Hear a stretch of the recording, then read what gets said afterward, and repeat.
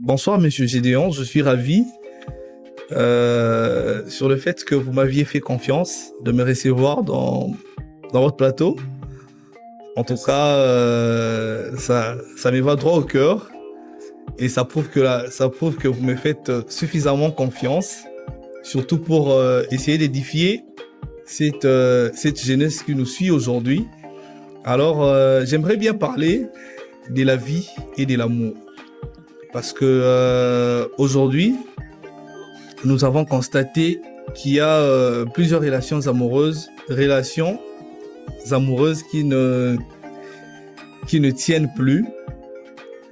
Et dans la plupart des cas, les gens se plaignent que voilà, mobali nanga za na mbongo te, alors voilà, nazo zo bolingo suffisamment te, voilà pourquoi na koki kotikala na relation ana te. Mais je pense que le plus important avant de s'engager dans une relation amoureuse, c'est d'abord les sentiments qu'il y a dans le cœur. Parce que, comme on le dit, l'amour prime au-dessus de tout. Et je pense que ce qui maintient deux personnes, même sans argent, dans une relation amoureuse, c'est l'amour. Mais je pense que l'argent est très important dans une relation amoureuse. Pourquoi ? Parce que l'argent permet à ce que la relation ait une vie. Je crois que, Monsieur Gédéon, comme je suis en train de le dire, vous connaissez, vous savez très bien par quoi je suis passé. Vous êtes un témoin de tout ce que j'ai pu traverser. Et aujourd'hui, j'aimerais vraiment le témoigner que l'argent joue un rôle très très important dans une relation amoureuse. Parce que l'argent permet à ce que une relation ait une vie, qu'une relation ait des projets, qu'une relation puisse avancer. Mais dans un contexte quinois, ne wa congolais wa lobaka na rofanda na mobali oyo mais tokolia bolingote. Pourquoi les gens disent ça? C'est parce que à un certain moment, l'amour ne suffit pas. L'amour ne suffit pas. C'est vrai que les chéris, bébés, je t'aime, tout ça est important. Mais après, il faut avancer. Il faut avancer, il faut avoir des enfants. Au préalable, il faut se marier. Bien sûr, je peux pas sauter ça. Il faut avoir des enfants après. Et il faut avoir des projets. Et donc tout ça nécessite une certaine vivacité, un certain courage,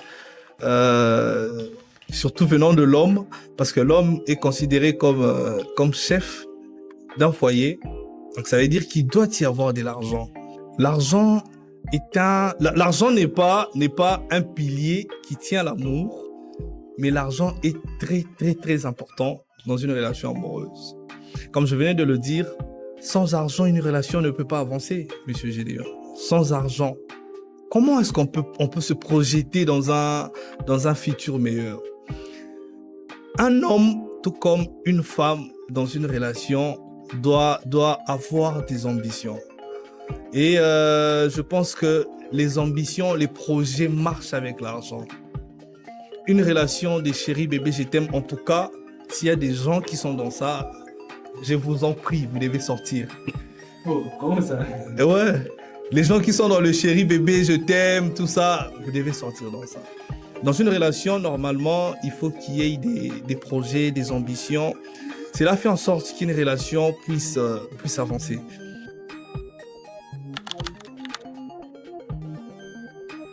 Bon, parlons de la tromperie dans une relation. Je pense que la tromperie est une question de choix. Dans une relation, lorsque deux personnes se décident d'être ensemble, je crois que tromper intervient lorsque l'un des partenaires fait le choix.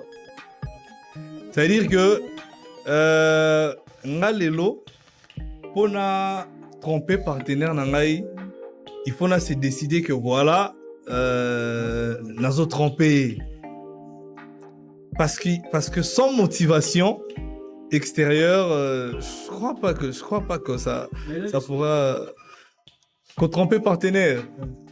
Bon, dans le contexte, il y a les soumous. Je ne dirais pas qu'ils ont les soumous. Pourquoi? Parce que déjà, à l'époque, dans la Bible, on voyait il y avait certains qui se réfèrent à la polygamie, bien sûr, dans l'Ancien Testament. Mais avec le Nouveau Testament, tout a changé. Et s'il faudrait prendre ça comme point de nuance, je dirais que tromper, c'est question de choix. Le conseil que je peux donner aux femmes qui sont infidèles, c'est de ne pas aimer un homme pour un bien quelconque. Parce que de nos jours, l'infidélité est beaucoup plus causée par le matériel. S'il faudrait faire un rétro, à l'époque de nos parents, il y avait ce que moi j'appelle aujourd'hui le vrai amour. Pourquoi? Parce qu'il n'y avait pas de téléphone, il n'y avait pas de WhatsApp, il n'y avait pas, il y avait pas des lunch-bars, il n'y avait pas tout ce qui fait en sorte que les femmes aujourd'hui puissent vivre dans un monde imaginaire ou dans une comparaison. Il n'y en avait pas, il n'y en avait pas. Pas de réseaux sociaux, comme je venais de le dire. Et il y avait l'amour vrai. Il y avait l'amour vrai. Mais aujourd'hui, les femmes sont plus basées sur tout ce qui brille. Et elles oublient, au fait, les vraies origines de l'amour. En amour, il faut apprendre à soutenir l'homme. C'est le plus important. Je pense que ceux qui me suivent doivent vraiment avoir ça comme pilier. Les hommes ne demandent pas beaucoup. Un homme dans une relation demande simplement le soutien moral d'une femme et la paix dans une relation, c'est tout.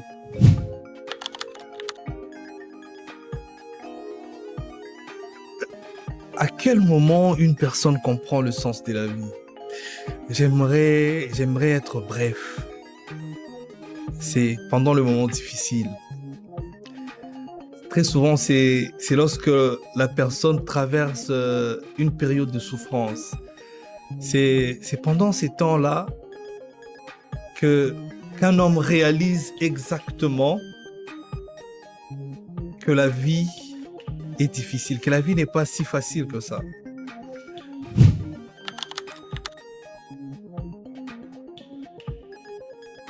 Aujourd'hui, je dirais que les réseaux sociaux ont détruit l'amour, ont détruit les vrais amours. C'est vrai qu'il y a des cas exceptionnels, mais dans la plupart des cas, les jeunes commencent à vivre dans des comparaisons. Les jeunes commencent à vivre dans le matuvisme, comme on le disait à l'époque. Dans les Matalana, c'est un contexte qui est actuellement utilisé. Les gens vivent dans la comparaison.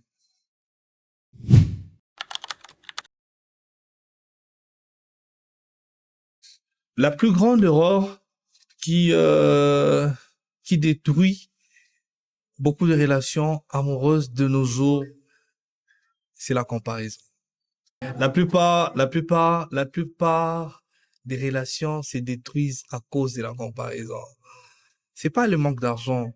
Il y a des relations qui tiennent, je peux le confirmer, qui tiennent 5 ans sans qu'un homme puisse être super riche, ou soit qu'un homme puisse être assez friqué, travailleur. Non, il y a des relations qui tiennent comme ça. Mais c'est la comparaison qui tue les relations aujourd'hui. Les jeunes, nos jeunes demoiselles d'aujourd'hui, comme on aime bien le dire, jeunes filles à qui l'élo, veulent vivre dans une vie imaginaire, veulent vivre dans une vie virtuelle. Les gens pensent que tout ce qui se passe dans les réseaux sociaux, c'est la vraie vie. Pourtant, c'est pas le cas. Même les personnes qui s'affichent dans les réseaux sociaux, dans leur vraie vie, il y a beaucoup de problèmes, il y a beaucoup de couacs. Et moi, je pense que les gens doivent comprendre ça. Les gens doivent comprendre que dans une relation amoureuse, la motivation n'est pas ce qu'on voit. La motivation doit venir du fait que qu'est-ce qu'on doit faire? C'est la question d'ailleurs que les jeunes doivent se poser. Qu'est-ce qu'on doit faire pour atteindre ces niveaux?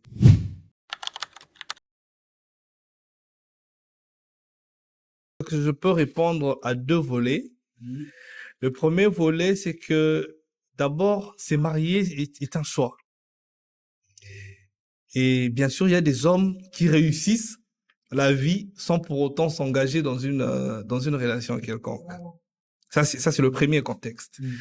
Et le second contexte, c'est là que le problème naît.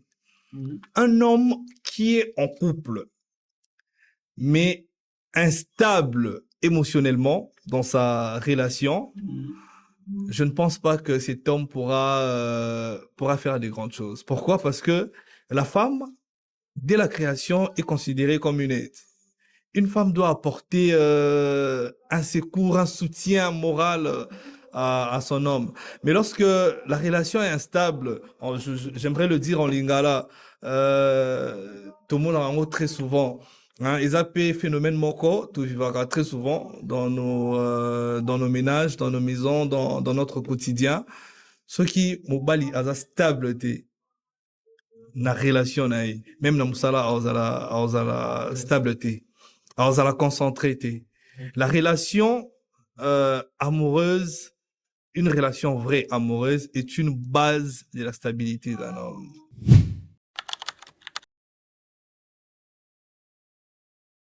Si je dois donner un conseil à cette jeunesse qui aujourd'hui est victime des déceptions amoureuses, je dirais simplement que la vie ne se limite pas qu'à l'amour. Je pense que le travail est un socle, le travail est une base pour la réussite d'une vie. Et toutes les personnes qui ont réussi dans la vie, ils se sont fortement pas mariés. Et donc, en bref, j'aimerais dire à cette jeunesse de travailler. Je crois qu'il faudrait avoir des idées, avoir des projets, se fixer des objectifs à réaliser. Et je crois que cela peut faire le bonheur. Le bonheur ne se limite pas par l'amour. Le bonheur, c'est atteindre ses objectifs. Donc, les jeunes qui me suivent, aux jeunes qui me suivent, j'aimerais bien vous pousser au travail. Travaillez, atteignez vos objectifs. En tout cas, faites en sorte que votre vie soit un bonheur sans pour autant penser à l'amour. L'amour, c'est un complément, ça viendra après.